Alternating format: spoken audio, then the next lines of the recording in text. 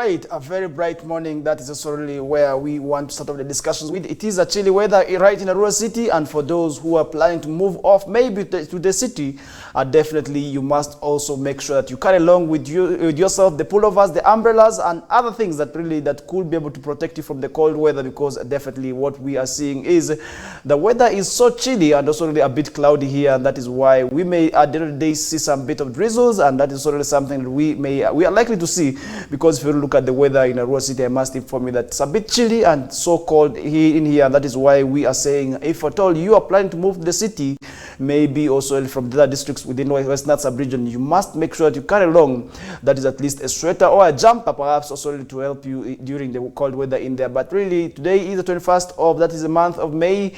It is a Tuesday, and that is already why we already here for a Tuesday edition of the week, that the KOKOLIRIKO live show that comes your ways each and every Mondays, that is up to Fridays, right from 7 o'clock until that is already 9 o'clock. And today is also really a very important day, and this is where we are going to be talking about culture, because if you really look at 21st of May, this is also really the day designated that is to celebrate, that is the World Culture Day.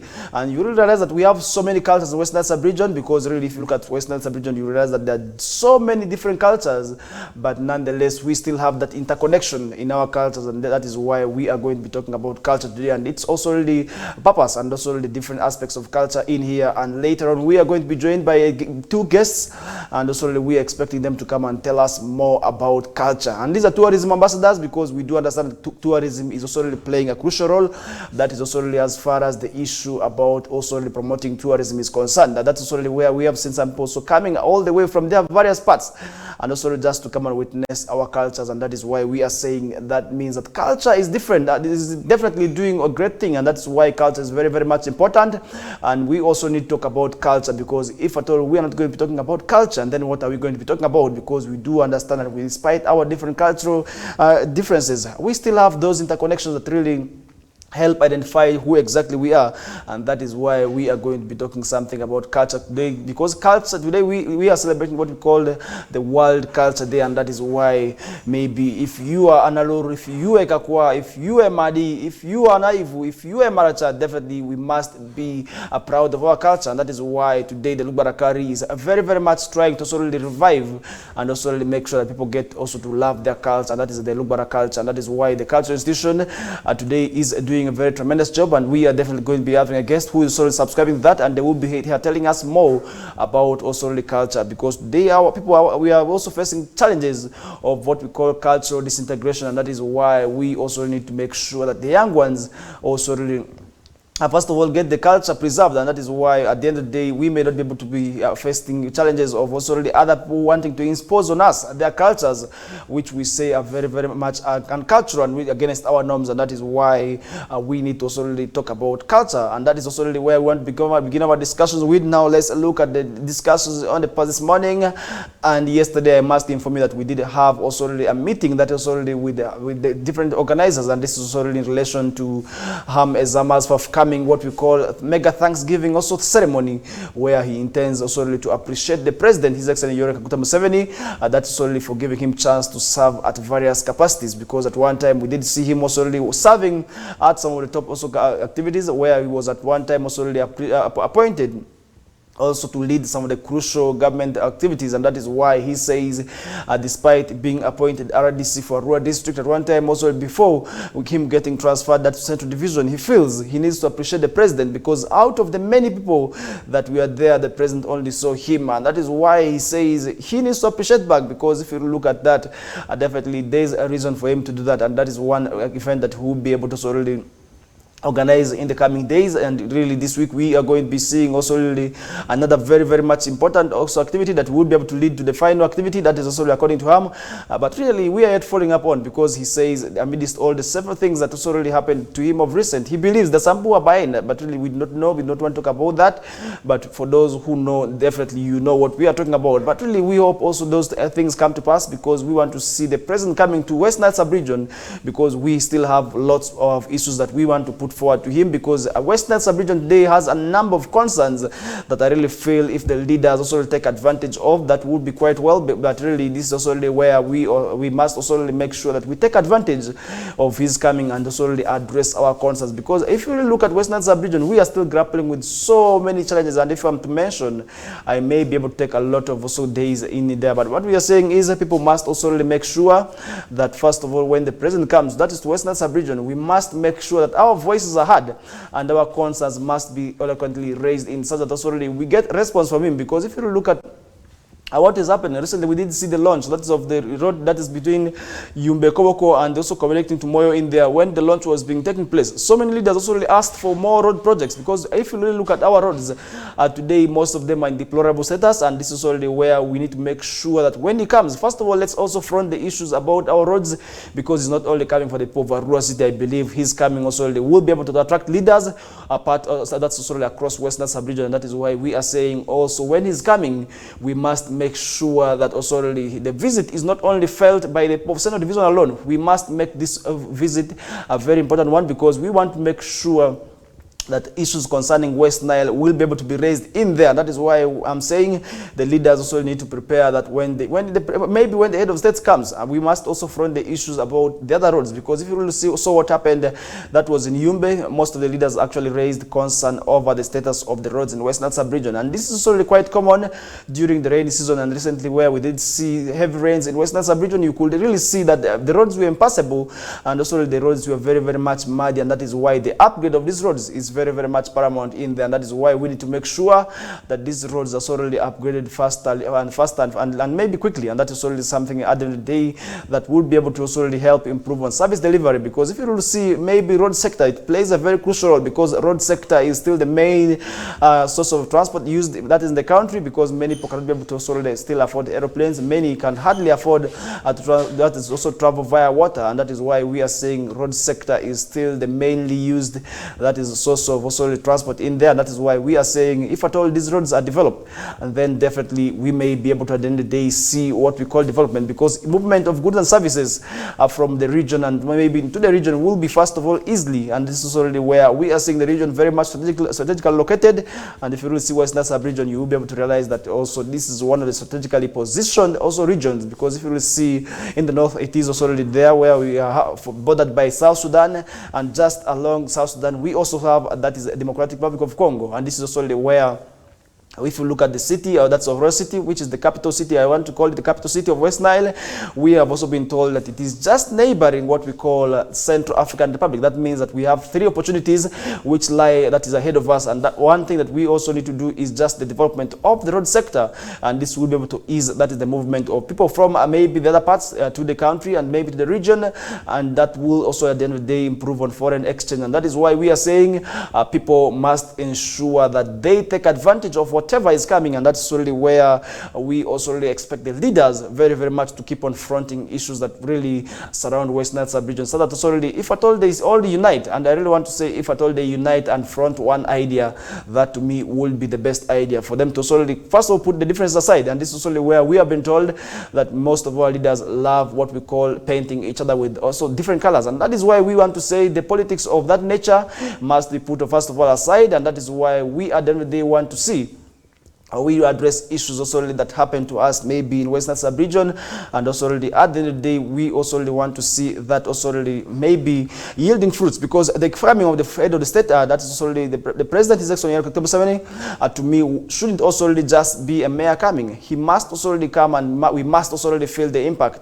And how are we going to make that possible? It is through our leaders already uniting and also really fronting one idea. And now let's move away from that. Let's look at some of the stories happening this morning, and remember so many issues already have continued to happen in the region, that is already across also different parts, and that's already where we are saying people must also really ensure that we talk about these ideas and we do not want to leave anything out, and that's already where we cut across all the different platforms where news is also really got, and that is why at the end of the day we do not also exclude anything, and we also really cut across the whole country and also the world over, and that's already something where I will be talking very much on. And remember, so many issues continue to happen, that is already, so that is in West Nile sub-region and across. And now let's look at the story of the body of a missing special hire driver, which has now been found. That is in Nakaseke swamp in there, which is quite unfortunate. But really, we continue also to ask for God's guidance as we on this road, because really what happens to these people is something that really we also must talk about, because today you will be able to realize that so many people continue to die, but really what exactly is happening to them we do not know. And that is why at the end of the day also really we want to also really make sure that people do not continue to die just like that. And that is why the police now in Nakaseke district is investigating circumstances under which a 40-year-old special hire driver whose body was found at Kazibi swamp in Namataka village, that is in Chito sub-county in Nakaseke district on May 15th also really 2024. And the deceased identified as Sonny Serwano Bamuje was a resident that's of Ndeje Lugumbugumu, that's in Sebagamba, Wakiso district, and also he had been reported missing at Natete police station, Kampala, on May 14th of also 2024 by his relatives. But really, how can somebody be able to disappear in Wakiso, which is also in Ndeje, and then the body is found? That is also some far distance. That is also in Luero. These are things also we need to understand. We need to also investigate, because if you really look at also the difference between Wakiso, the distance first of all from Wakiso to Nakaseke is a bit quite long. But really, how did it happen? Could it be that this body was just dumped in the body after being murdered somewhere? Definitely, I do not know. But maybe as security is carrying out the investigations, we also hope to also bring the perpetrators of this incident, that is to book also, so that also we do not have so many of these activities happening. Because really, if you see what is happening today, you will be able to realize that so many of these bad activities continue to happen in the country, where the mothers are still continuing to top, and each and every morning at least we are reporting a case of somebody being murdered. Really, who are the murderers? And this is really something that we also need to understand. And if at all police is to investigate that, that would be quite well, because at the end of the day we are still seeing so many people losing their lives, but definitely we also really do not know what exactly happens afterwards, because really this is quite unfortunate for somebody really who has been there quite a long distance. Really, these are things that already I feel very much bad about. And the Savannah Regional Police spokesperson, that is Mr. Sam Tuinamazima, on Monday also already revealed that the body of the missing also already special hire driver had been tied, and also already with a rope around his neck, and his hands also already were twisted and tied behind his back when it was already recovered at the swamp. But really, how did the body get in there? These are things also we need to understand, and this is also something that which has also been established, that the deceased was hired by individuals disguised as travelers going from Kampala to also Arua on May 14th. After calls to his phone also went unanswered, the relatives tried to locate him when also they couldn't find him, and they contacted the police on May 15th to report him as a missing person. But really, how did this happen? Because really, somebody maybe who is a special hire driver, and the car was hired from Kampala to travel, to also help travel, that is to Arua. But really, unfortunately, we are now receiving certain notice of him also really passing in on there. But really, what exactly happened? These are things we need to investigate and we understand, so that also really such of these activities do not happen. And whether the reports also really from some of the deceased relatives suggest that the car he was driving also was found in the DRC. That's on May 19th. But how did it get to DRC? These are things also we need to understand, because at the day we do not want to see many of these activities happening. But really, these are things solely where I expect now the perpetrators to be brought to book, because these are things that solely at the end of the day also where we are seeing so many of these activities now continuing to happen. But really, at the end of the day, we do not know what happens next, because we want to understand that really after that, definitely there's something that also really that goes on as planned. And that is why at the end of the day we are saying people must always make sure that also really such activities do not happen in there. And that is one reason at the end of the day also we may also now see and most of these activities also happening. And now let's leave that story there. Moving on to some of the other stories. And this is already where police has now offered 10 million shillings. And that's already for whoever will be able to solely identify and locate the Chambogo University professor accused of defiling student in there. But really, this is quite shocking, because as a university donor, you are really somebody whom we expect you to protect the girl child. But really, then if it is you becoming the perpetrators of what we call teenage pregnancy, then it is quite unfortunate. And that is why at the end of the day we also really want to make sure and encourage people, maybe these girls also to avoid also getting into contact that's to close contact with also really some of these people, because at the end of the day these people may take advantage of them. But really, this is quite unrealistic and quite unbelievable for a university lecturer, really, where the university students really at the university do not expect somebody to be below the age of 18, because each and maybe everybody at the university is an adult, but really we're also not saying people should not also have relationships with also really the students. And that is also really why some of the universities are now coming up with regulations, because if you really look around, you'll be able to realize that most of these university lecturers already have students whom they got married to, because if you look at the wives, most of them, you will be able to realize that we are once students of these university lecturers. And that is really something that we are saying that shouldn't go on, because if you look at what is coming up with as a result of that, the issues of marks also for that incident, and this is already something at the end of the day we are saying now police is to offer 10 million bounty for Chambogo accused university lecturer. That's already for defiling also student in there. That's something that we are looking on this morning. And remember, police directorate, that is of CID, has offered that is selling 10 million also really bounty to whoever has also credible information that may lead to the arrest of a 56-year-old Chambogo University lecturer, also accused of defiling his 16-year-old visually impaired female student in there. But really, this is quite unfortunate. Now, worst on top of that, he is also defiling, that is a PIWD, also really, who is a 16-year-old that is already affected, also already visually impaired in there. But really, these are quite unfortunate issues, that instances also really we must also talk about.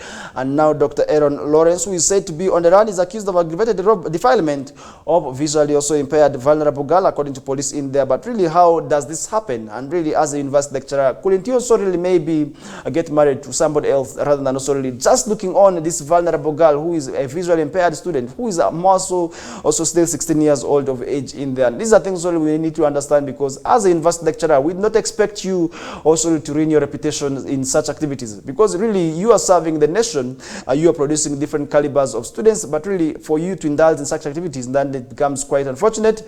And that is why we are saying some of these and really, these university lecturers, it is quite unfortunate for them to continue indulging such activities, because really, as somebody who does not wish to see such things, it makes me shed tears. It makes me also almost feel like crying, because really, for somebody who is visually impaired, it is you taking advantage of them. Then instead of you also being the sources of protection to them, because we are expecting you as a university lecturer, first of all, to be the source of also the inspiration to these girls. But then if it is you now who is also taking advantage of them, then it becomes quite unfortunate.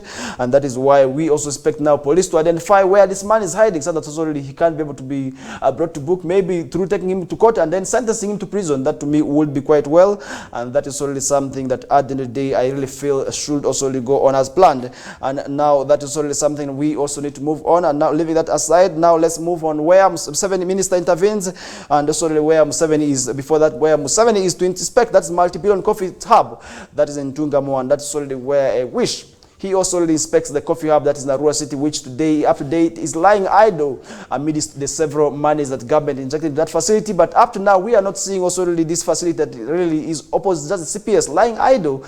And I really feel very much bad about it, because that facility will be able to employ so many of the youths out there.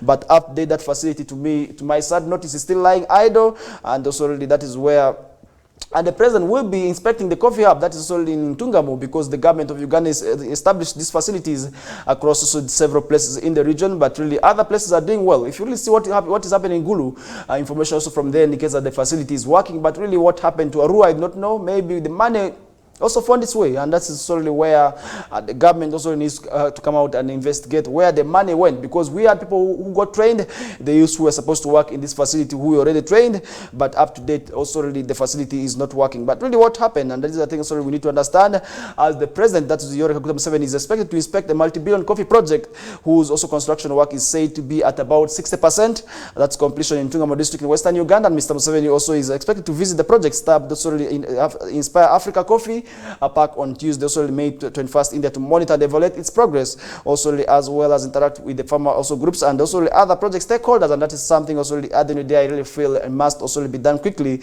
And in the financial year 2022-2023, the government allocated, that is also billions of shillings, that is through the Science, Technology and also Innovation STI Secretariat and the Office of the President, also towards the establishment of a modern industrial coffee park that is in Rwashemere Town Council in Tungamo District. And this is also something at the end of the day we also saw one was established in Arua, which did not work for a period of time, and I really don't know what happened, because up to now we are still seeing the containers lying idle but the project implementation is not going on. I really do not know what happened, but really this is also something where we are expecting the head of state also to visit and also identify, or maybe identify those people who were behind also the mess that has also not led to the actualization of this project in Arua City, and that will to me be very well. And the construction works which started that in October 2023 are said to be at 60%, and also really where we are looking forward also really the final work, because if you look at this coffee hub, definitely it is going to employ a number of people who are going to work in there, and that is also why it is very, very much important. And the works are being also undertaken by local and international contractors under the supervision of Government of Uganda engineers led by the State House Engineering Unit, and that is also something that we at the end of the day are expecting him to also work towards. And that is one thing also where we want to leave that story aside, and now let's look at what is happening where minister is to intervene in Mukono Church land dispute, and this is also something where we also need to talk about before we talk about the pilgrims.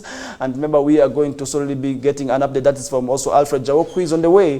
That is already with the pilgrims, that is Namgong Catholic Shrine in here, and he will be also letting us know of any update later on.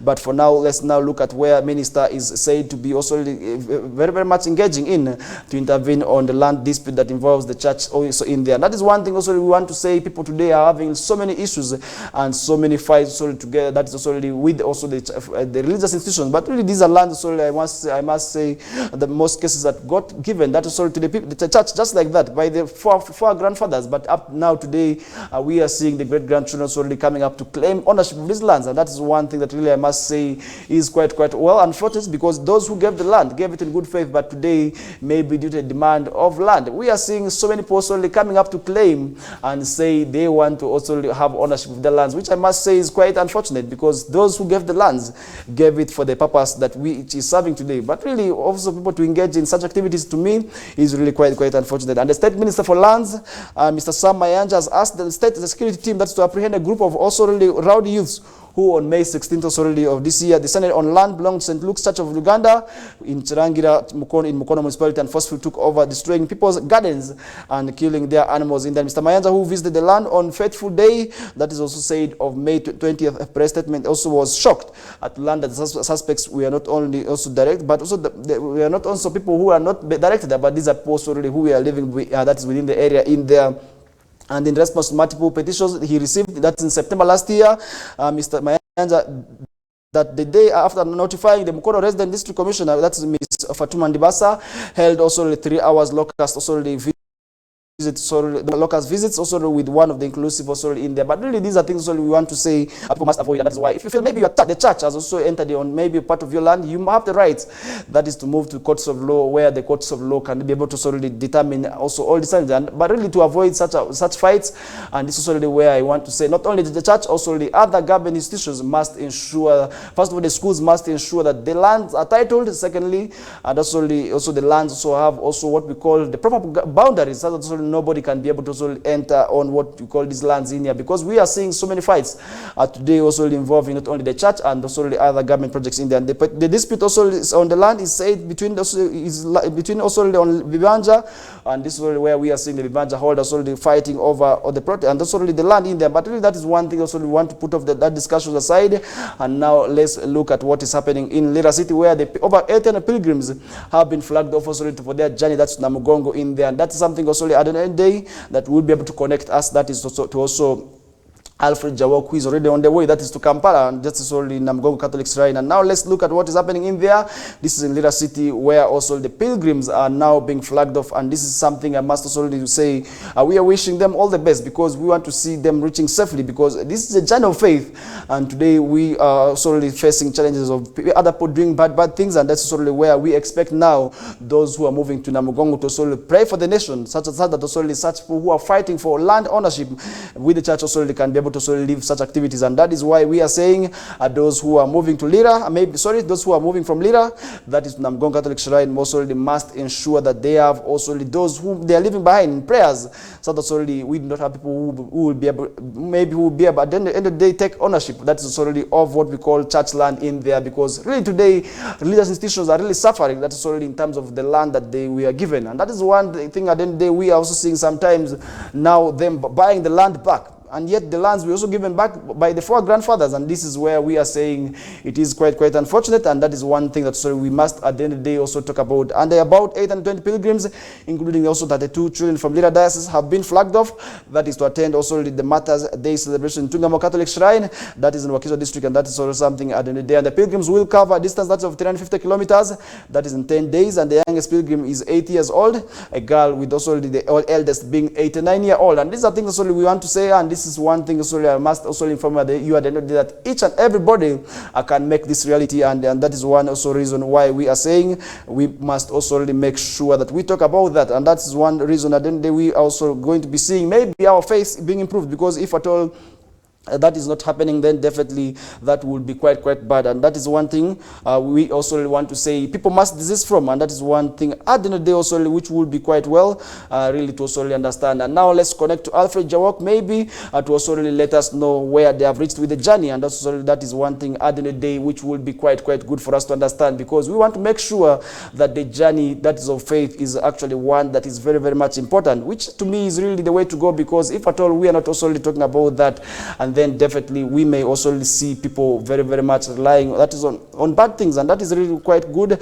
We also really have to understand why such journeys is very much important, and really that is also really something that will be ushering us into the next discussions, which is also the World Culture Day in there. But really before we get to give you that, let's first now connect and really see also something about Martyrs' Day. And remember, this is only where Nebi Catholic Diocese who is the one actually honored to also really animate the celebration in there. And let's now connect to Alfred Jawok, who is on the way as far as where they have reached. Alfred, good morning. Good morning, viewers.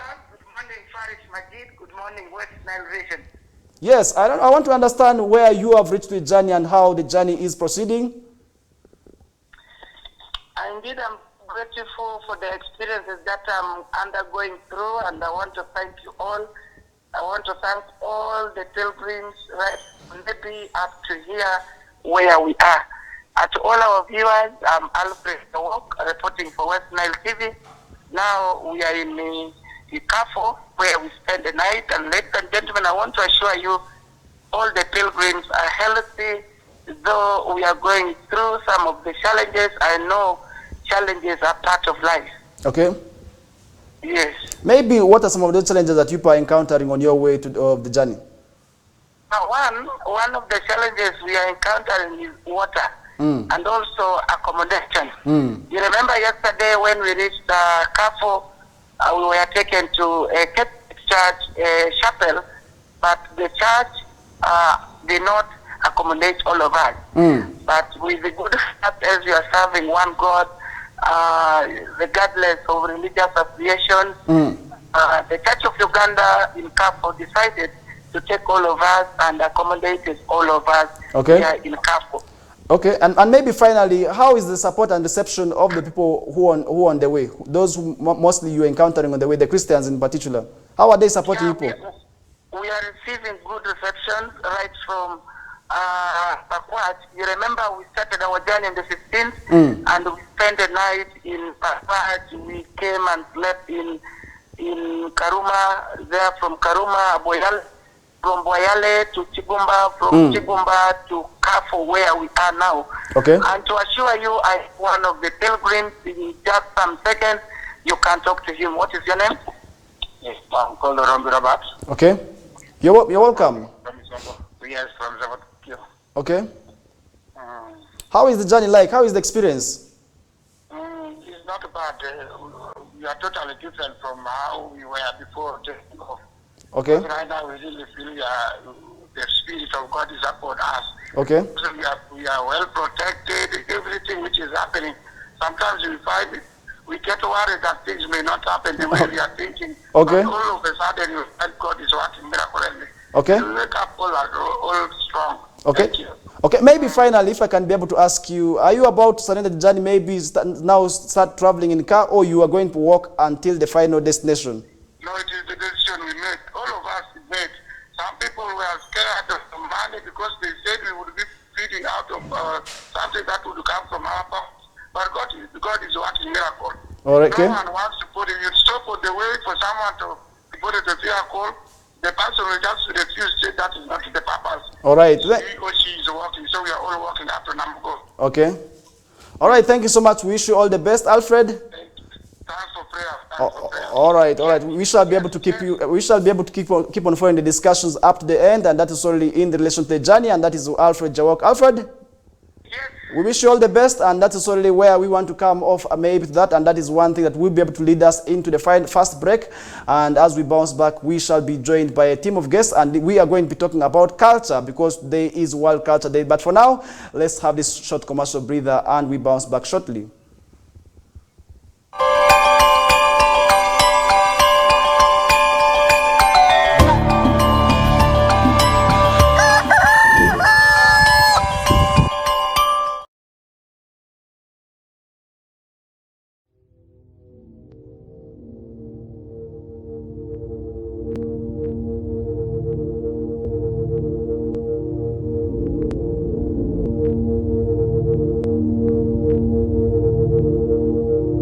West Nile TV, lighting up the region.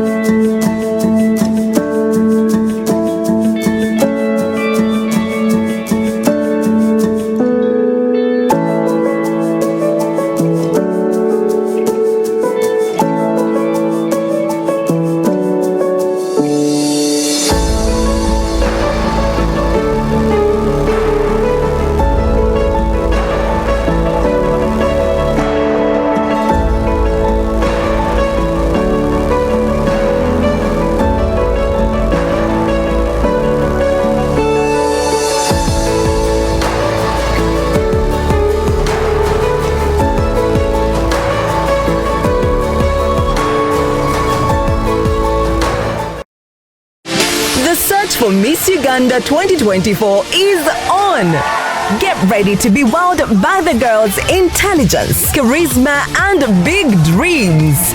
Who will be the next Miss Uganda? Find out starting 10th May every Friday to Sunday at 8 p.m. on Makula Chika, exclusively on Star Times. For more details on how to join the competition, visit www.missuganda.co.ug or visit Star Times branches. The show is sponsored by VNA, LMZ, Comform, Nanjing Hotel, Kira Motors, Sheraton, Uganda Airlines, and lead sponsors Grace Textiles and U-Home. Miss Uganda 2024, true Ugandan beauty.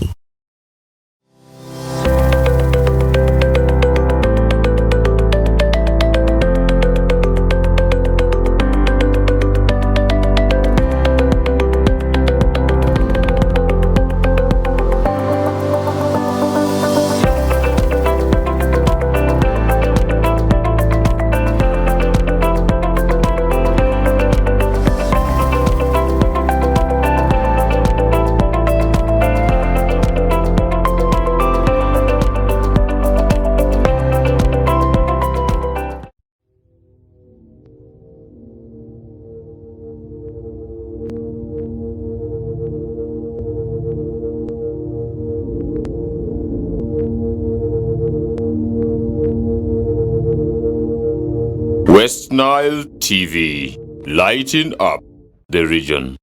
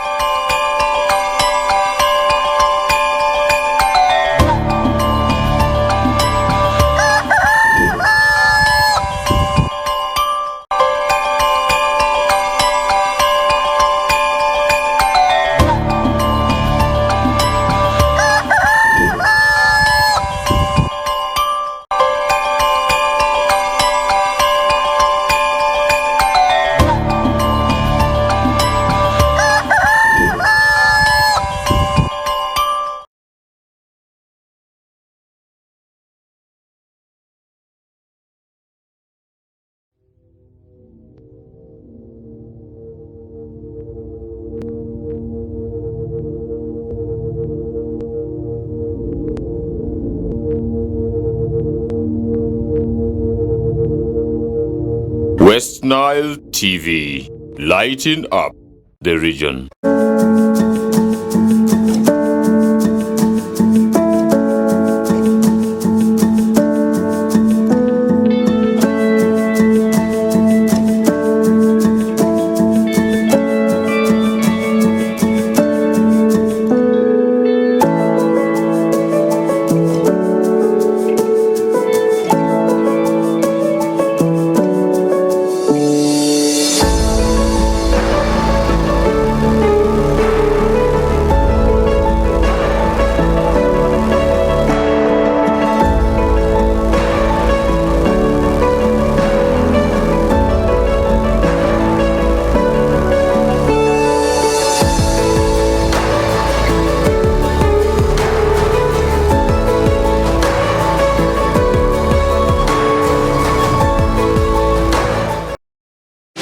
The search for Miss Uganda 2024 is on.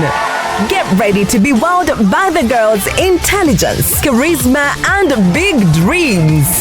Who will be the next Miss Uganda? Find out starting 10th May every Friday to Sunday at 8 p.m. on Makulachika, exclusively on Star Times. For more details on how to join the competition, visit www.missuganda.co.ug or visit Star Times branches. The show is sponsored by VNA, LMZ, Comform, Nanjing Hotel, Kira Motors, Sheraton, Uganda Airlines, and lead sponsors Grace Textiles and U-Home. Miss Uganda 2024, true Ugandan beauty.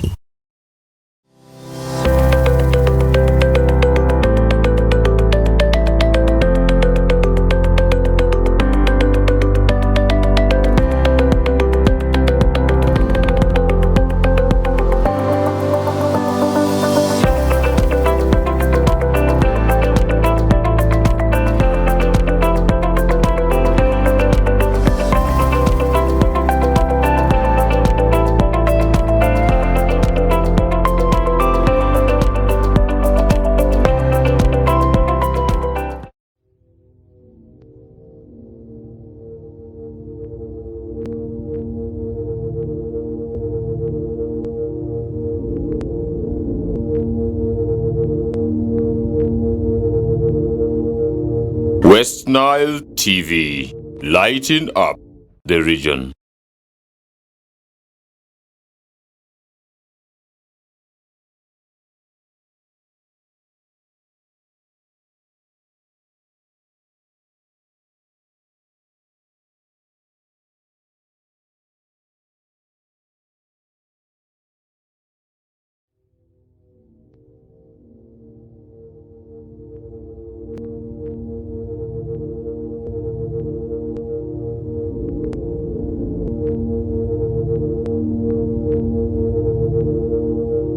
West Nile TV, lighting up the region.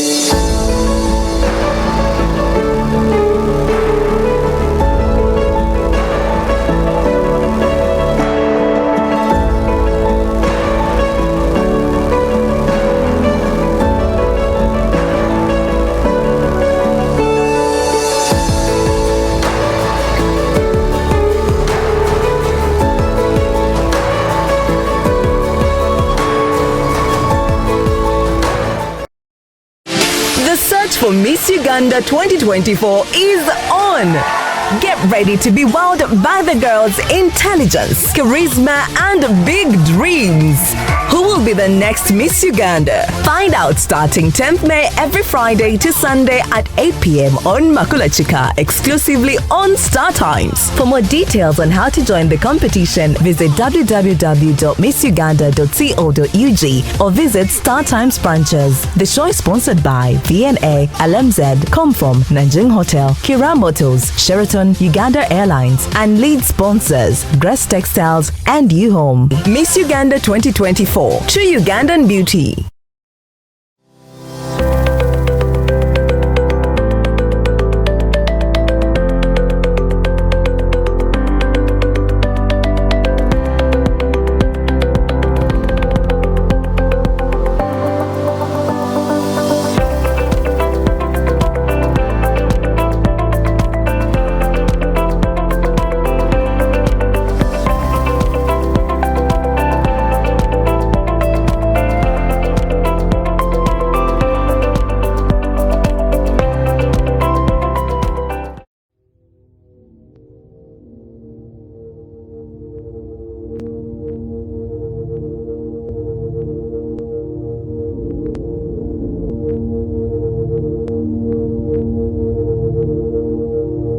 West Nile TV, lighting up the region.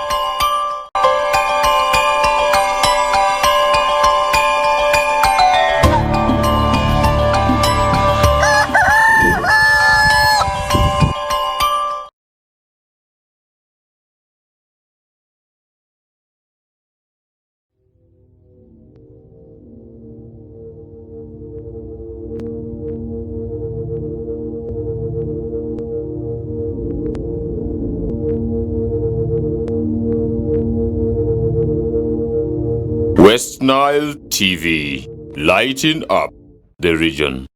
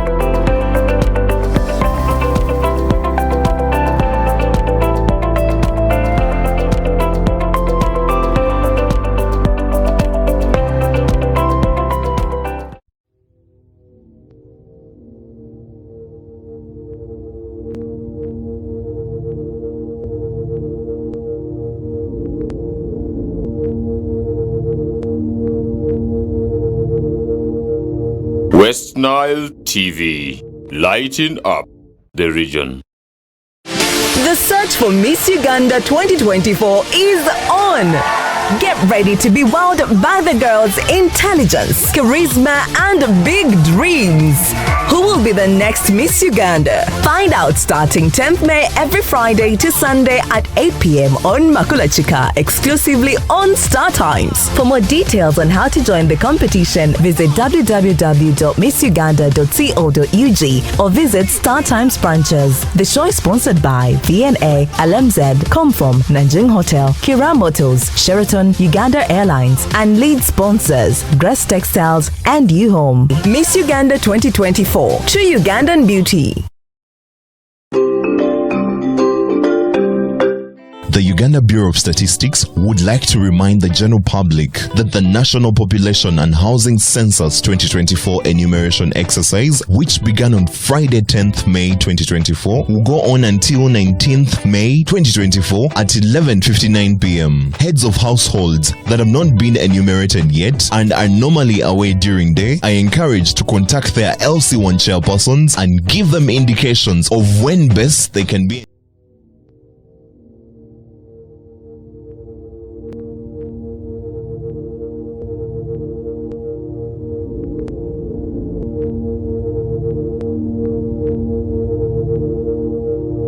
West Nile TV, lighting up the region.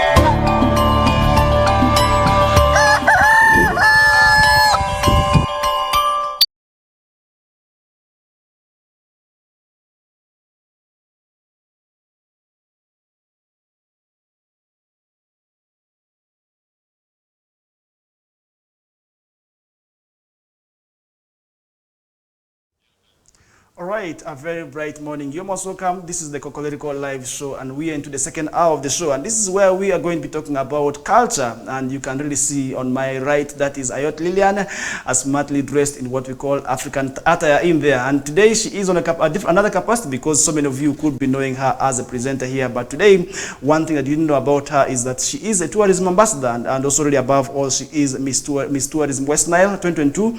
And also really she has just recently handed over, and that is when we did also really see a new person being elected in there. But really want to congratulate her, because we have seen her very, very much proud, that is, of being an African in there. But really, you're most welcome, because usually the saying is ladies and gentlemen, and really Mr. Ferro should not feel offended, because the saying is always that ladies and gentlemen, and that is why I want to start a discussion right with you, because you are the only lady here, and this is a panel of mostly men, and because 2 men and 1 lady, you're most welcome. Thank you so much, Faris, for having me here. I'm so glad to share on this World Cultural Day. My name is Lillian Ayot, Miss Tourism West Nile 2022. Yes, you're most welcome. And I also do have Andama J. Richard Ferrua, one of the instrumental pastors also really, and the tourism ambassador as well, and really also really with Lubarakari now as the Minister for Tourism, Wildlife and Antiquities. You're most welcome to the show. Oh, thank you, Mr. Presenter. I welcome all of you listeners. Okay, you're also welcome once again, and now I want to start the discussions right with Ayot. Really, you realize that today being World Culture Day, so many people do not want to feel also associating themselves with several cultures. They feel cultural identity is not right. And for somebody to come out and say, I'm a Lobara, is very difficult. For somebody out there to come and clearly state that I'm an Alur, usually they want to first side with another tribe, and then that is when they get to be known from this culture. That is when they start opening up. Because I'm saying this through life experience. At one time, I was out of the region. I was somewhere, but really you would be able to realize that some people did not want to associate themselves with our culture. What are some of these advantages as tourism ambassador that maybe that come along also really with our cultures? And if you look at our Lubara culture, it is said to be one of those that is still having a lot of vast experience, and that is one reason as to why recently I was at a Jai Game Reserve. The restoration also really, one thing that we are told about is that there's going to be an establishment of a cultural center, and this also to help also expose the African, the Madi culture, and really how can we make sure that we tap into our culture just like other areas? Because if you look at the Batua, today they are earning a lot from the culture, and really how can we make sure that people of West Nile also really get to earn from our culture? You're most welcome. Thank you so much, Faris. Let me start with the first things. Today when you talk about culture, we the young people, we hardly understand what culture is. This generally just refer to the aspects of life, different aspects of life, like the norms, the shared values, our languages, our food, all these things fall under culture. And also today, not so many people know that it's World Cultural Day, because anything connected to culture is not like our thing today. That culture is a very important aspect of our life that we should tap into. Like you said, the Batwa are very proud of their culture. I mean, look at Uganda Kingdom. It's a top-notch kingdom in Uganda, because they are so proud of their culture that they easily identify as someone can easily identify as a Muganda than someone from here. Our people here, when they cross that side, they don't want to identify as people from here. I mean, that is why the issues of Drijaru is coming up. Drijaru. So you should take pride in your culture, because it gives you an identity. I mean, I'm proud to associate, I don't want to say that I have a particular tribe. I identify as an Alur, I identify as an Acholi, I identify as a Lubara because I was born and raised here. And I feel it is beautiful if you tap into these different parts, like the dances, the food, the songs. It's amazing, and all those languages that you can speak. Culture helps guide us morally upright. Look at how we are today. Look at how we live our life today. We are just four. But those days there were these things. They would say, don't sit on the what? Atoloko, because your mother will die. Don't sit on the road because your mother will die. Those things help people live moral, people be safe from other things. But today we have adopted another culture, which is not bad. This day is to bridge the gap between the different cultures that exist and see how we can live in harmony. But But the sad part is we have abandoned our own culture and taken on to another culture. But why don't we value these cultures all and take advantage of them? Now, people here can tap, especially the young people, can tap into that part of culture. You can get, you know, we people of West Nile are known for these kitenges. You know, you can get into the kitenge business and make a cultural wear. Even these beads, there's a cultural center in Pakwach. I love how they promote it. They have art piece. You know, there should be someone talking, storytelling, someone to open maybe a place where you can sit and tell those old tales. I mean, people travel from far to come and listen for these things, and people pay for them. You get? We can have cultural troops where you just perform the different dances and the different songs, and that can earn you. But above all, we should first embrace our identity as people of, you know, Alubara, Amadi, and Alubara. Okay, let me before, as we just remaining with about 2 minutes, that is to 8 o'clock, and that is where we are going to be having another short break. But now, before that, let me first have Ferua in just 1 minute.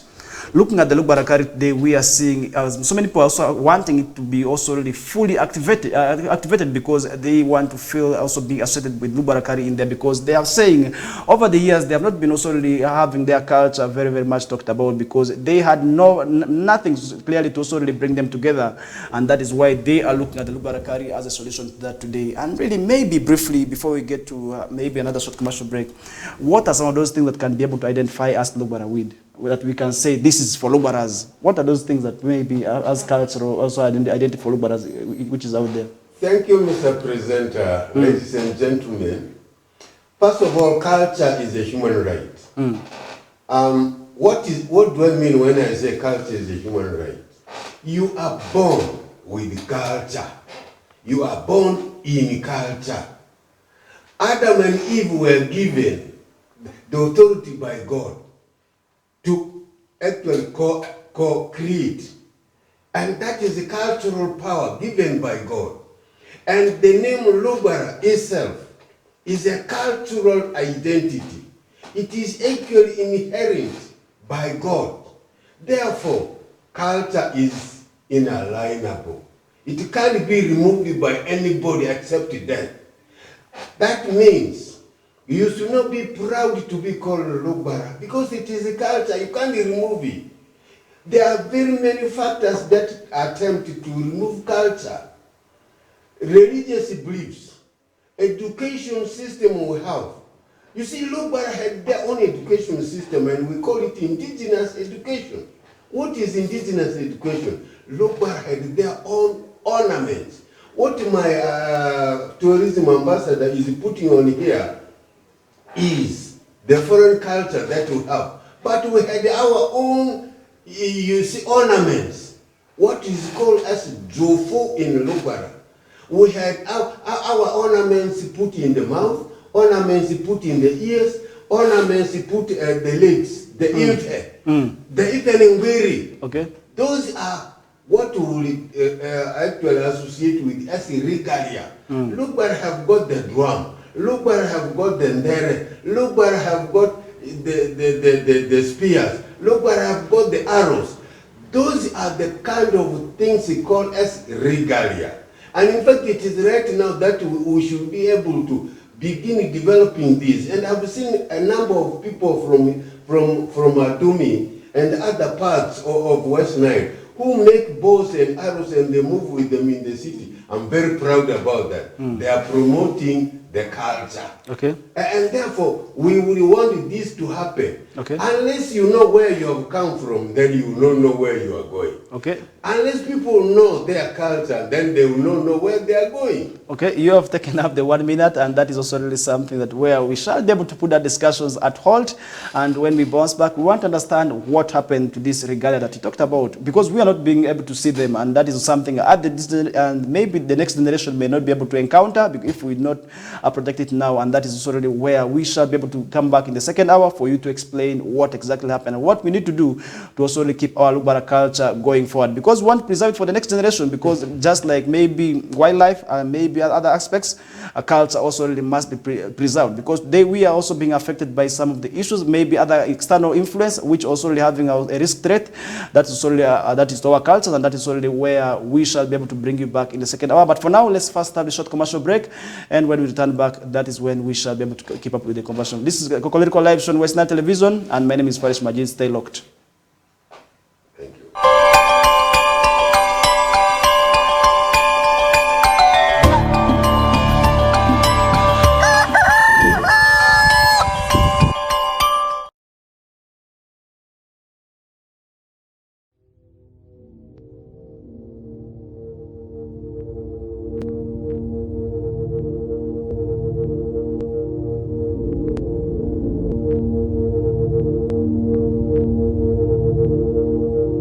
West Nile TV, lighting up the region.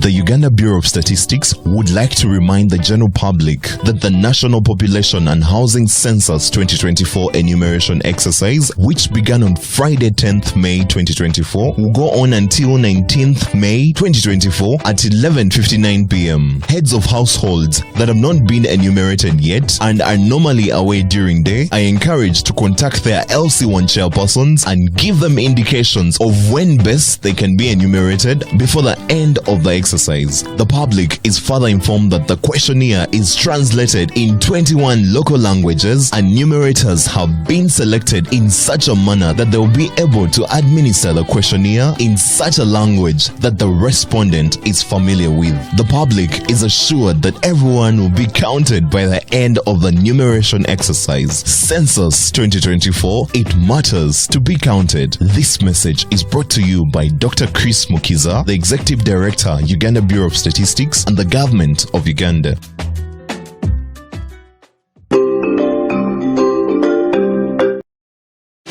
The search for Miss Uganda 2024 is on. Get ready to be wowed by the girls' intelligence, charisma, and big dreams. Who will be the next Miss Uganda? Find out starting 10th May every Friday to Sunday at 8 p.m. on Makula Chika, exclusively on Star Times. For more details on how to join the competition, visit www.missuganda.co.ug or visit Star Times branches. The show is sponsored by VNA, LMZ, Comform, Nanjing Hotel, Kira Motors, Sheraton, Uganda Airlines, and lead sponsors Grace Textiles and U-Home. Miss Uganda 2024, true Ugandan beauty.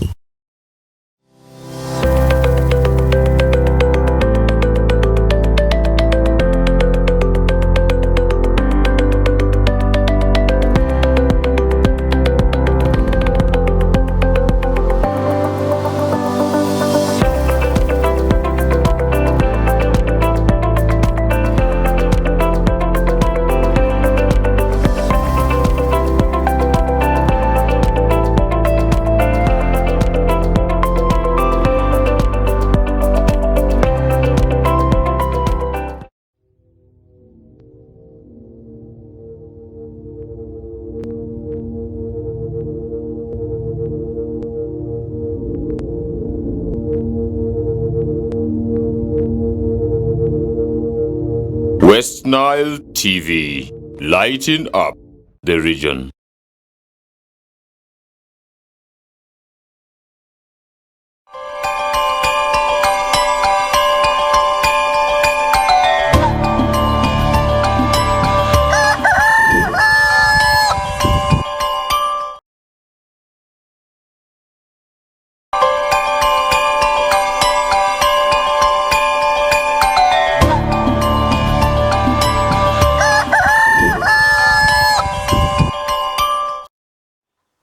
right, welcome back to that short commercial break. This is still the KOKOLIRIKO live show on West Nile TV, channel 477 on StarTimes and online across all our social media platforms. And this is where you can access us each and every mornings.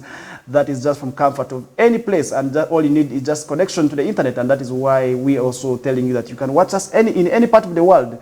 And we do also have people who are watching us abroad, and this is in areas of Qatar, Dubai, Europe, and we say thank you so much for also wanting to understand what is happening, that is in West Nile sub-region. And today we are talking about culture, and I'm with the team also really of a tourism sector, and this is really where we want to see how best we can preserve our culture. And I do have, that is also under Richard Ferua. He is a Minister of Tourism under Lubarakari and Antiques, and also really it's a quite long title, and really he's still with me here. And also do have, that is Ayot Lilian, former Miss Tourism West Nile, also of 2022, also with me, who is now a tourism ambassador. And we want to understand how best we can preserve our culture. And you mentioned so many activities and things that also really identify our Lubara culture with today, which we can hardly see. And I really want to understand what happened and really how can we revive that. And with the restoration of Lubarakari now, you most welcome back. Thank you so much. A brief background of really what has been happening in Lubarakari. Dear viewers, you know that, you see, when cultural leadership in Uganda was actually abolished in 1967, many of the cultural people actually slackened to promote their culture until it was reinstated in 1995 by the new constitution of Uganda. And this is where Lubarakari has just picked up. Lubarakari is undergoing reforms and counter-reforms. We have just reformed our constitution. And in fact, we have injected energy into Lubarakari right now. We have a number of leaders in Lubarakari, including university lecturers, university professors, and university doctors. That actually shows the kind of concern the Lubara are now having for their culture. One thing is very clear. For preservation of our ancestral artifacts, what we did, we actually need a museum. And you will realize His Excellency the President laid a foundation in Gilgili for a museum since 2014. And that one has not taken off. That is one of the things we are going to reactivate. Sorry, recently we did see the Vice President also really adding to that government of Uganda is going to establish what we call a museum across all the regions. Precisely, and already we have got a foundation for it at Gilgili. And what I'm doing now is where this museum falls under my docket as Minister for Tourism, Wildlife and Antiquities, we are already opening a small museum to begin with. Before we construct one, then we need to assemble all our artifacts. If you have got some of the ancient artifacts, like spears, like pots, you know the Lubara used unique pots. The Lubara had respect for their women, and they called them bandre.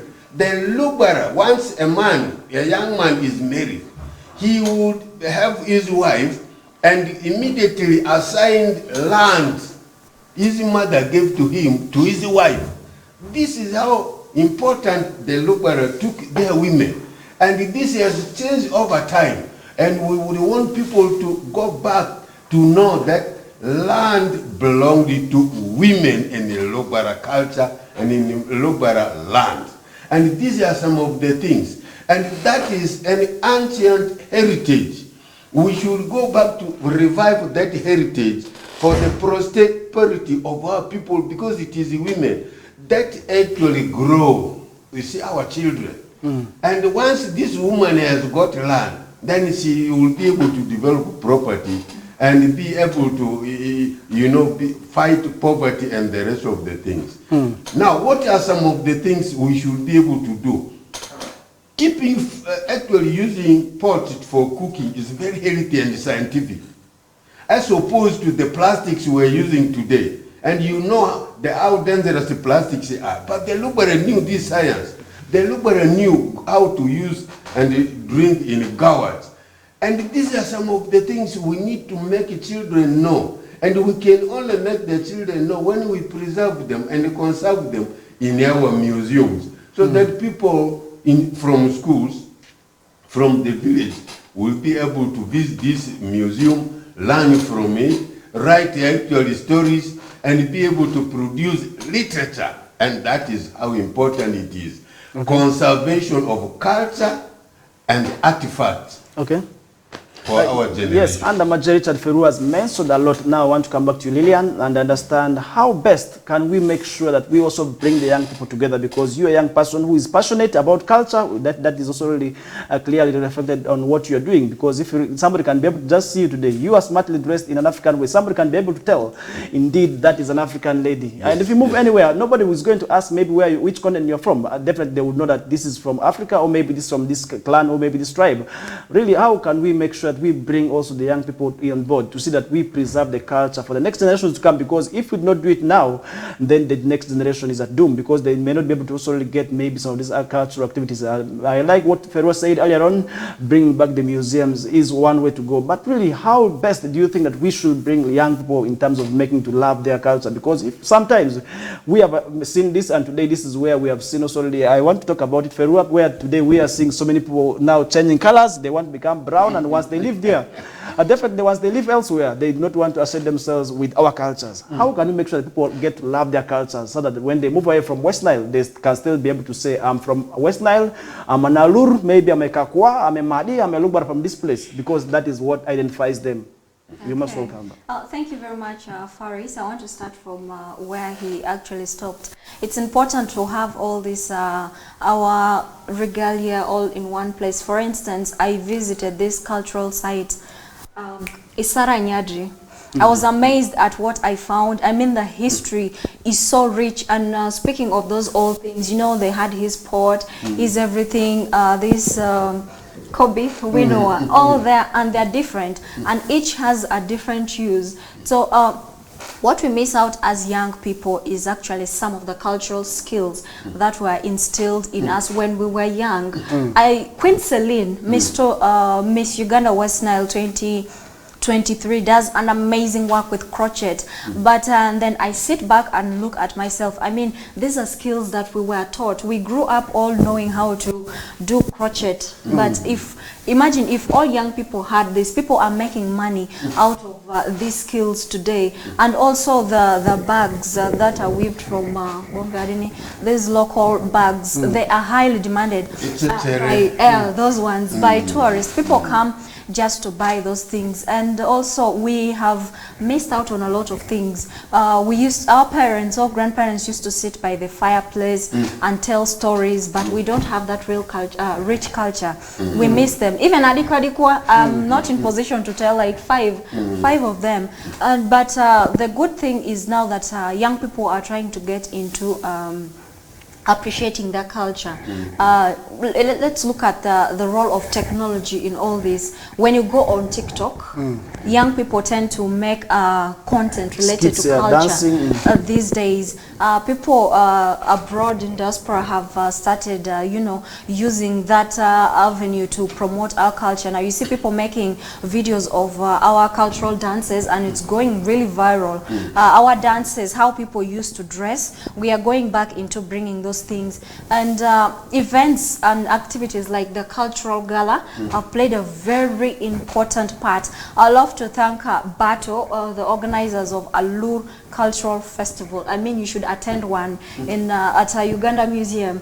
You see how young people turn up, how people love to associate with their dances, the songs. I don't know if you've attended Ndara or Agwara, and you listen to those songs. You listen keenly to those songs, and you really get the message that is being passed. Messages about HIV prevention, about fornication, about theft and all that, all those are passed in those things, and young people have embraced these activities. And you also see they had a corner for the young people, the fireplace where they were telling stories. There are a lot of things that are going on to bring the young people in. So for this to happen, we need to have more of these cultural activities so that we learn to appreciate some of these things. I mean, the kind of food we eat is very important.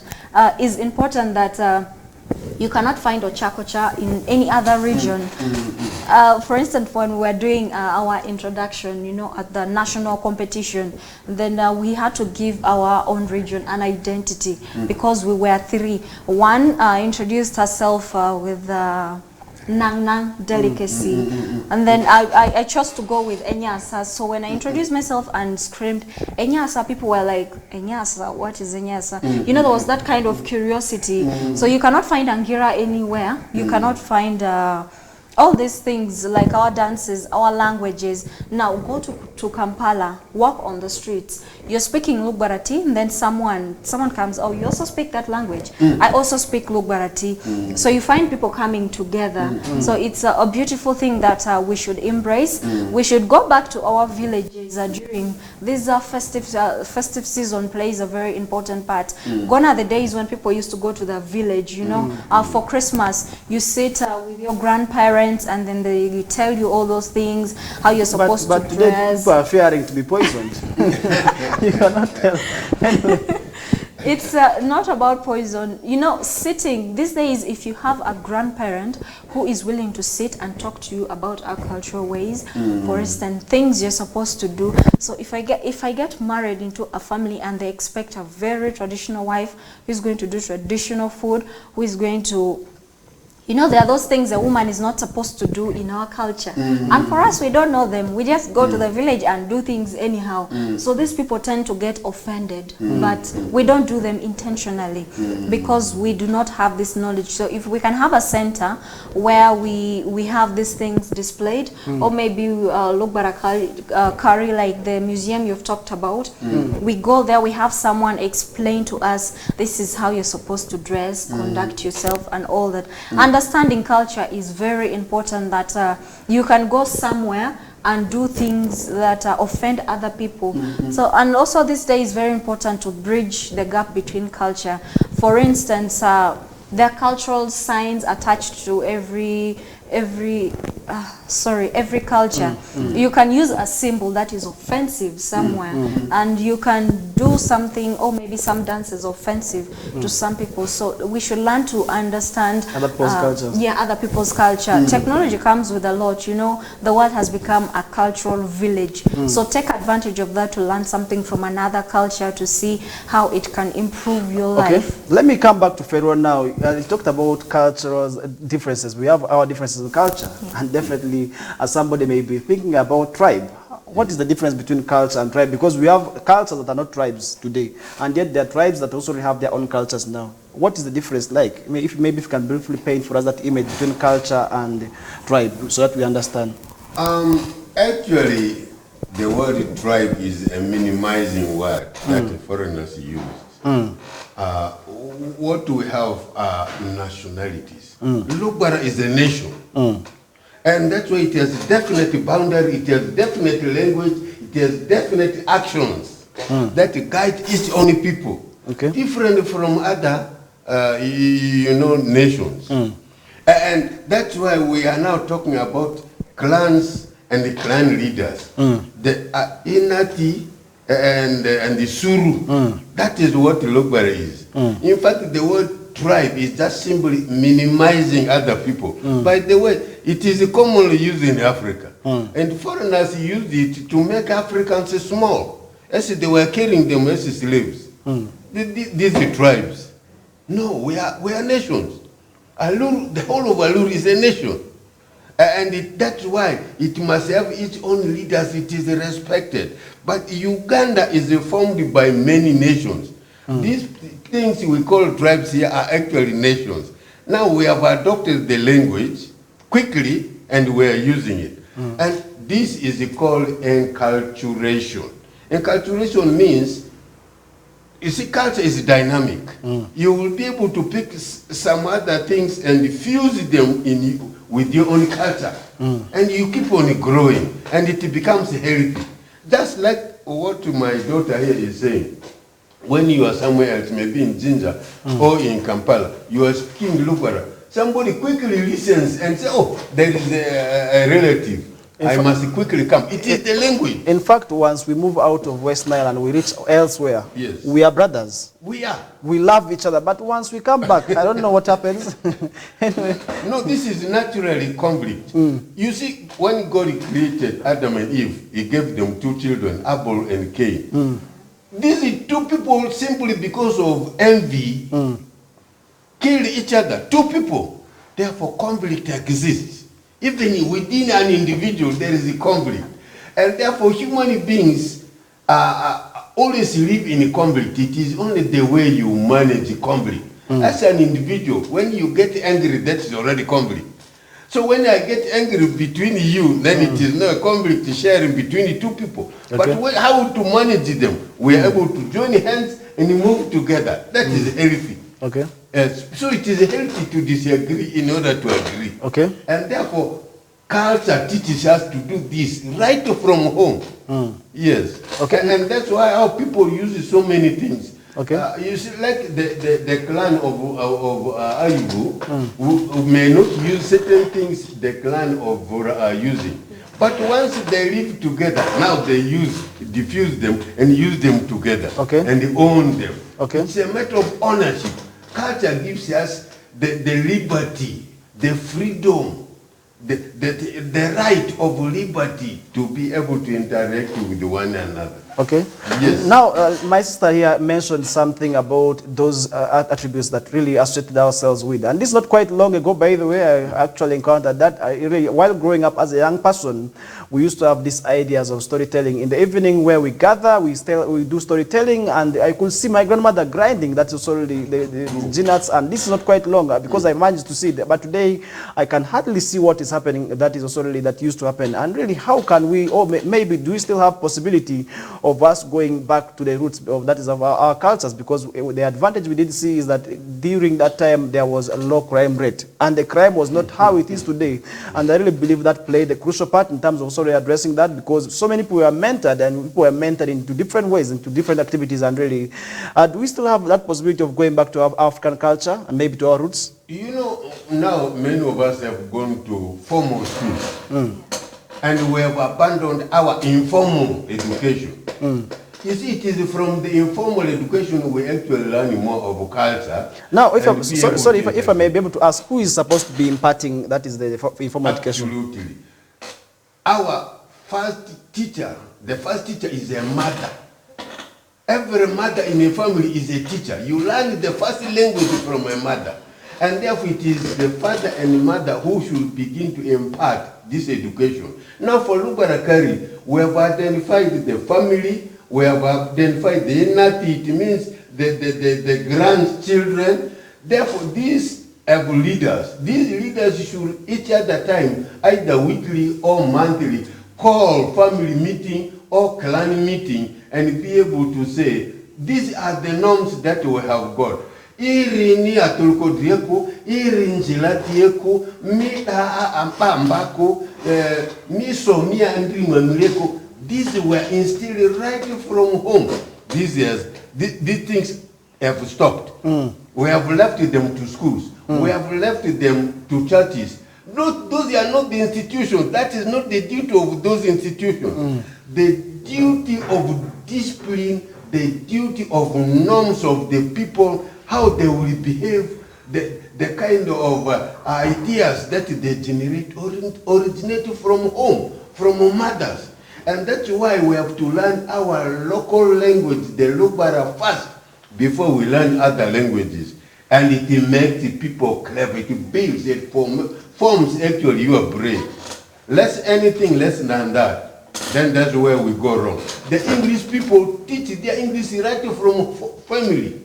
And in fact, they have captured us using that thing. Now, they have stopped us from reasoning. Now we begin to reason like English. You know, there are some of us who want to talk English like the English. English. And that is unfortunate. You talk Lobara. So that is somebody also should be able to pick from you. And that's why you can influence somebody's ideas. Okay. Yeah. But today we have families who feel that their children must speak English right from that small age, and for them that is modernity. What can you say about it? Beautiful. In fact, with the education officer, a senior education officer of Arua City, I've often moved to his office because that is his docket, to keep on advising our headmasters and our teachers to take the Lugara teaching in P1, P2 very seriously. It is from here that our children will be able to know the Lubaraness and therefore be able to appreciate the language and learn other language. You incorporate them. If we are able to learn mathematics, then we should be able to learn our language and other languages as a subject in school. Okay. And that is where we go wrong. Okay. In fact, our teachers are doing a disservice to our own language. And once they kill this language, they are going to kill culture, they are even going to kill intelligence. Okay. Yes. Let me now bring Ayot. Ayot, what is the relevance of culture and tourism? How are the two interrelated? Culture and tourism. Culture. The relationship like? When you talk about tourism is more. Tourism is wider than culture. Culture is an aspect under tourism, but the two are very important because since culture falls under tourism, you know, there are those dockets under tourism that are promoted sometimes individually, but if you see most of the regions, now for example West Nile, we only have one game reserve here at Ajai, and we have animals there of course, and they're restocking it, which is okay, but then we are rich in culture, very rich in culture. So that means as we are promoting tourism, we should focus more on promoting our culture as West Nile. I want to speak about West Nile in particular. Most people don't know that we have a kingdom here in West Nile. We have a very big kingdom that sits in Zombo district. It's called Ker Alur. That could play a very important part in promoting our tourism sector. And as we're down to the tourism sector in West Nile, we are still lagging behind. We have a very rich culture that people don't know about. Even people of West Nile don't know about some of these things that exist in our culture. For example, how we're supposed to dress for some kinds of occasions, the kind of food that we're supposed to eat. And if you see, some people don't even prepare some of these foods in when they're having their weddings. For example, you're getting married and then someone goes to see your buffet, like it's just chicken, chips, meat and goat's meat and all that. No chakucha, no what? No chakucha, no subi, nyasa. no nyasa, no angira, no bo, no malakwang. Like it feels like something is wrong. We should start incorporating those things, and specifically West Nile, as we are promoting our culture, we need to tourism, we need to popularize our culture, the way we dress, our traditional dances, our traditional beliefs play a very important part. If someone wants to get married to me, the person needs to understand my culture, what is supposed to be done, the rites, the rituals that are supposed to be performed. Maybe talking about marriage, intermarriages, are you willing to get married to maybe somebody of another culture? And that is another question that you'll be answering I in can the next answer hour. because No, I won't be able to give you a chance to answer in the next hour of the show. But for now, let's first have the short commercial break. And when we return back, I will be expecting you to talk about intermarriage and really how it is playing a crucial role in eroding our cultures today, because we have seen our cultures getting eroded and we want to see it being protected. And that is why we are here. And this is the KOKOLIRIKO live show, dear viewer. In case you're just joining us right now, we are live on West Nile, that's StarTimes channel 477, and also really online across our social media platforms. And today is a Tuesday, and we are discussing culture because today is World Culture Day, and we want to see how many people love their culture. And you, as the viewer, the question you should be asking yourself is, are you proud of that culture? Do you even love it? And that is what we this morning. For now, let's first have this short commercial break, and when we bounce back, we shall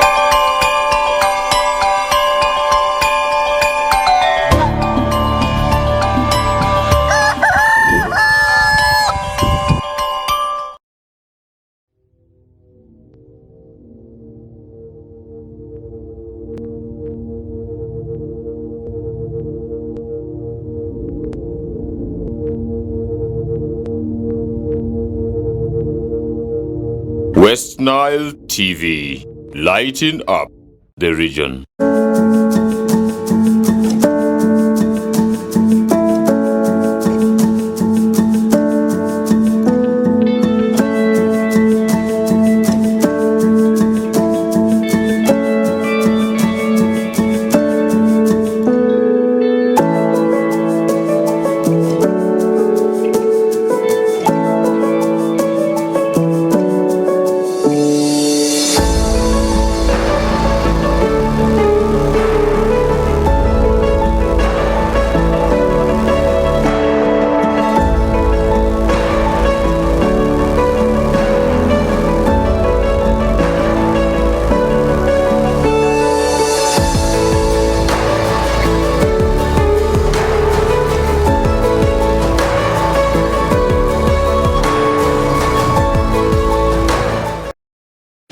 The search for Miss Uganda 2024 is on. Get ready to be wowed by the girls' intelligence, charisma, and big dreams. Who will be the next Miss Uganda? Find out starting 10th May every Friday to Sunday at 8 p.m. on Makula Chika, exclusively on Star Times. For more details on how to join the competition, visit www.missuganda.co.ug or visit Star Times branches. The show is sponsored by VNA, LMZ, Comform, Nanjing Hotel, Kira Motors, Sheraton, Uganda Airlines, and lead sponsors Grace Textiles and U-Home. Miss Uganda 2024, true Ugandan beauty.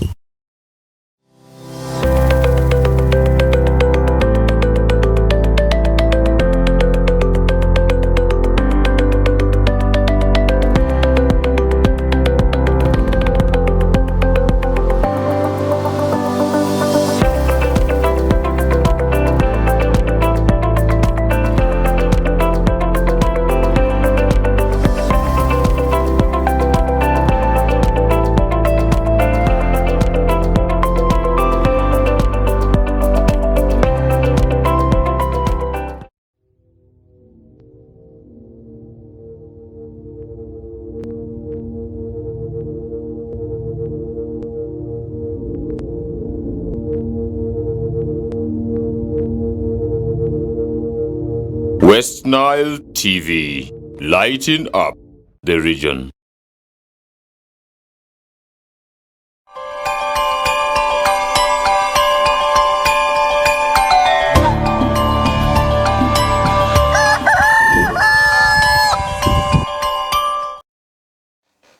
Alright, welcome back, and this is still the KOKOLIRIKO live show on West Nile Television, and I'm still with the team, and we are discussing culture and really how best we can preserve our culture, which is also really facing, that is being also really eroded, and we want to see how best we are also really talking about, because many of the times we have been talking, it is against our cultures. Which culture are we talking about? And that is why we are here, because when certain people wanted to impose certain things on us, people were saying it is really against our cultural norms, and many people do not actually know what culture that they were talking about, and this is why we are here.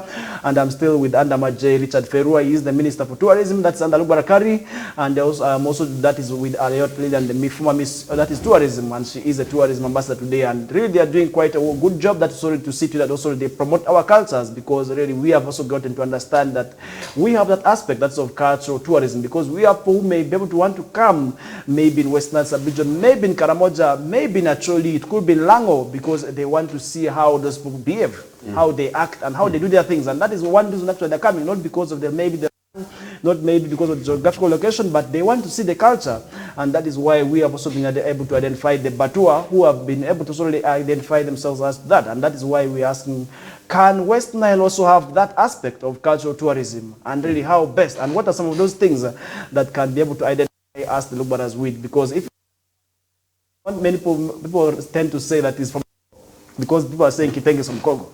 But really, as we have also gotten to identify ourselves with Kitenge, maybe we shall be able to borrow from Congolese and say, now, whether you like it or not, we are part of you. And that is only why we are saying we need to identify ourselves with that. And really, if I can be able to also bring you back on this hour, how best can we identify ourselves with that? And maybe what are those things that really can be able to tell that this person is a Lubara, just maybe from the looks? Okay, quickly, I just want to say one thing. Many of us, unless you know where you are coming from, you don't know where you are going. And it is important to know what people you can only know where you are coming from by history. And history is a very important component of and the culture. And therefore, you asked a nice question to my daughter here. She answered every very well. I just wanted to add up a little. Tourism is leaving you a normal environment and go to another new place to be able to visit that place, see what is happening there, see tangible and intangible things. And that one is tourism. And therefore, what are those tangible and intangible things? Those are actually the cultural artifacts we are talking about. Those are historical sites, those are cultural sites, those are geographical sites. You go and you see those things to make yourself happy, to try to initiate some business out of that. That is what tourism and culture is. And therefore, for us in West Nile, we need to know where we have come from. We have come from a place which actually was abolished by the foreigners, called Lado Kingdom. This covered most of Tori, this place you see in Eastern Equatoria, Eastern Congo, and West Nile. And therefore, there are so many things which are common. If we use Kitenge here, we will not just simply call it the Congo thing, because this is where we actually belonged, in the Lado Kingdom. We share so many cultural artifacts together. The Koku, the Kakwa, the Lubara, the Kaliko, you see, all these tribes actually had one common thing. And therefore, today, one of the most common things you can now talk about here are bows and arrows. That was used for defense. You have the spear. That was used for defense. You have the walking stick. This was used by elders as a stick for shepherdship, for managing the pages, the subjects. And you have the drum, which was used for sending messages, communication. These are very important to us. And many of us have forgotten about them because now we are not manufacturing them any longer. We have got the ornaments that our women used to put on. Even what the Alur put, and we like the Alur dance for. You see, when they are dancing the Agwara, women and men tie ngiri on their feet. And that makes beautiful music. Nobody is manufacturing them. Those were our industries. If you actually manufacture them today and put them in a shop, you prepare a ground for souvenir.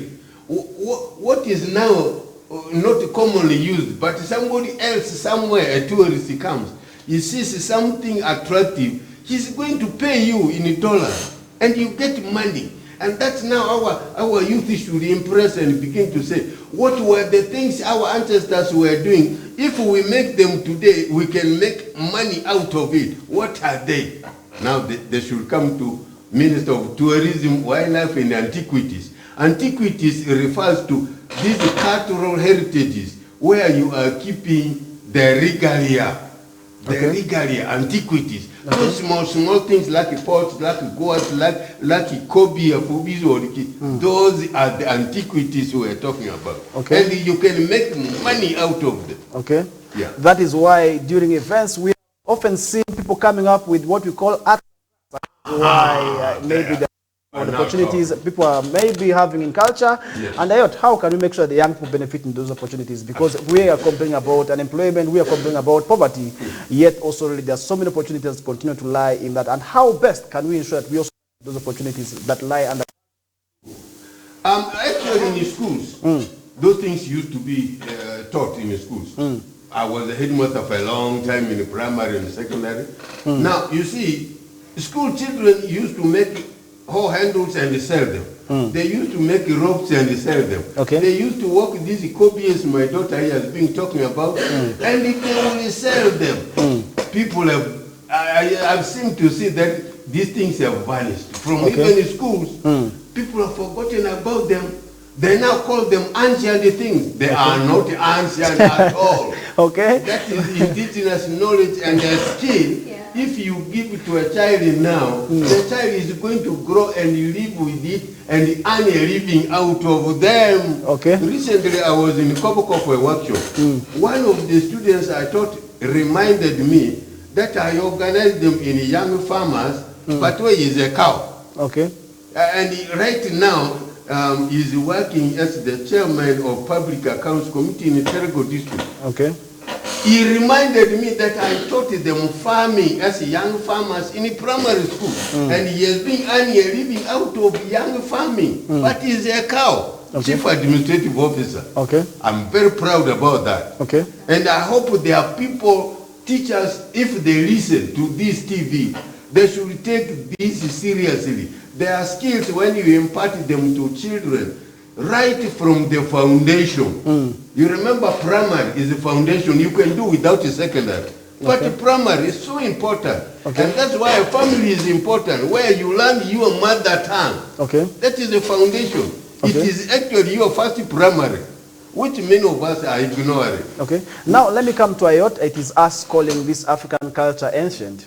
How can we make sure that we get to love and feel the African, what we call Africanity, and that is only where we must make sure that we love being African, because if we talk about our cultures, in most cases our different cultures also have interconnections. You have that, you look at the Nigerians, they have something that is really touching on what is in Uganda. You look at the Luba tribe, it has a connection to that of a South Sudanese. How can we make sure that also, despite the small differences, we get to love our cultures, what we call African culture? Most, and your message to the young people, as we are just left with about 7 minutes to wind up with the discussion. Okay, thank you very much, Faris. You've asked a series of questions. Let me start from the intermarriage bit of it that you asked earlier on.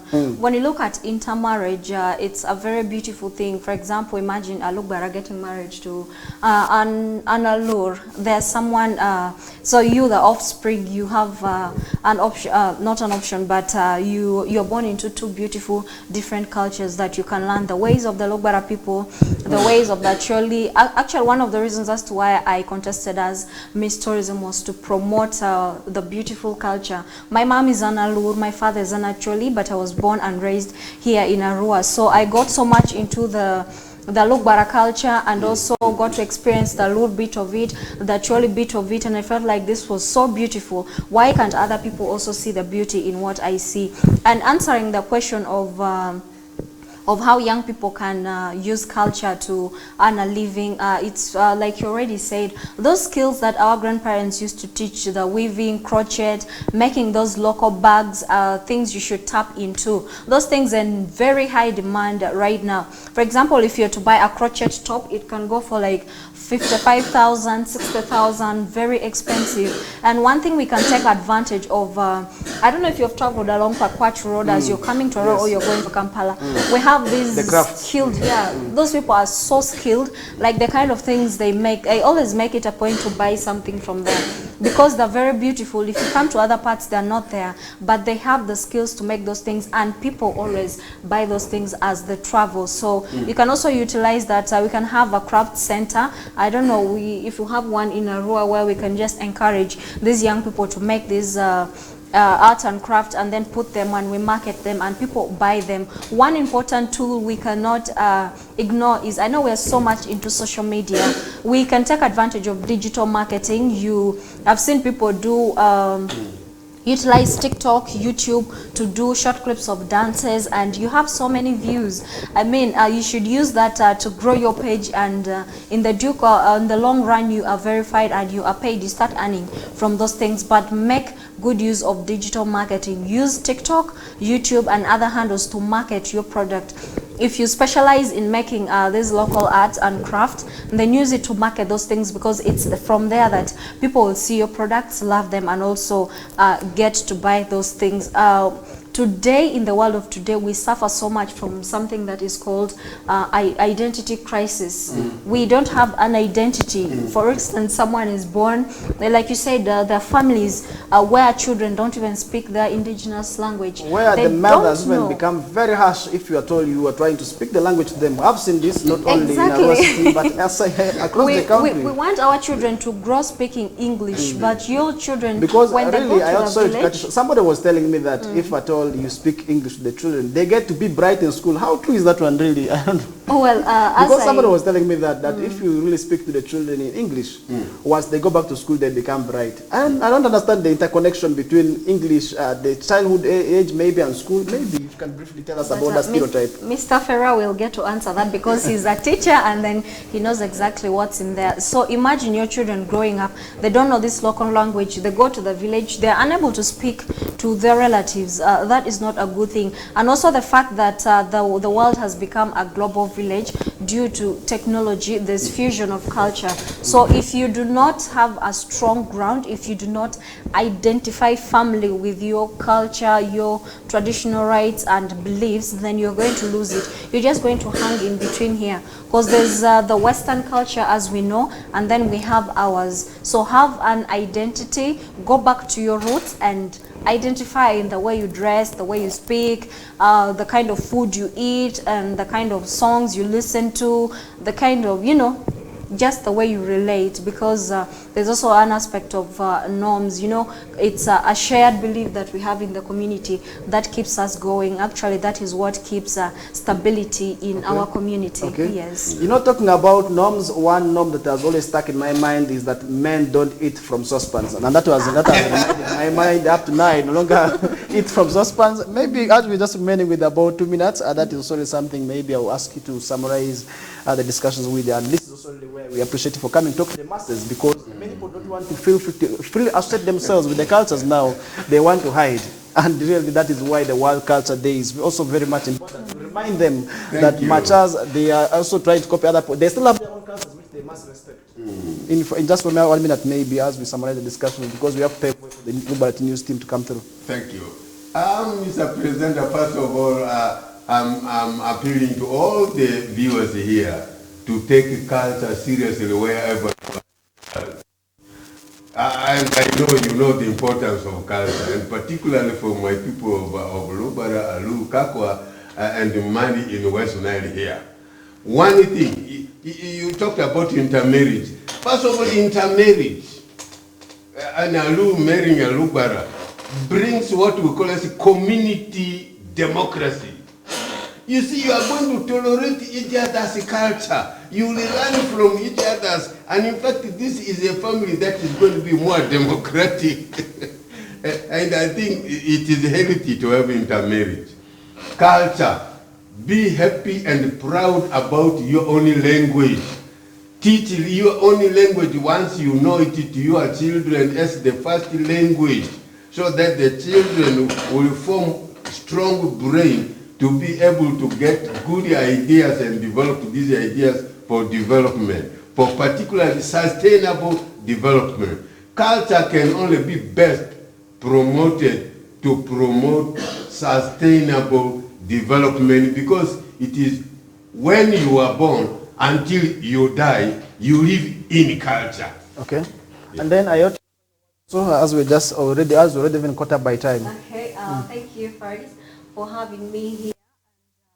Mawapia the mina wal for emini andrameri amani on the culture majority. So dukio dio poro tiamani nzeli ero poro eramani identity fe akakumwambe amitoka wachu afoyu ndano mutie kanenwa keni ofoyo nenwa tinwa be wechu we culture umetuwa ting lema timere culture more serious kitemiel more where more weru reko dishamu ade utie very important join afo pinenwa and see you again next time. It has been a very beautiful discussion and happy Culture Day. Oni modipi ale divine od matio pidi ti akwarisi mega akayonzo baritsine mo avwa ekosedene dawa mega madiga sidare ne mapasa ane dwarisi ama tede ola zalu bartisi mukulelo ne sinemu upedi adin mapasa ane. Well done. Thank you. I 1-0.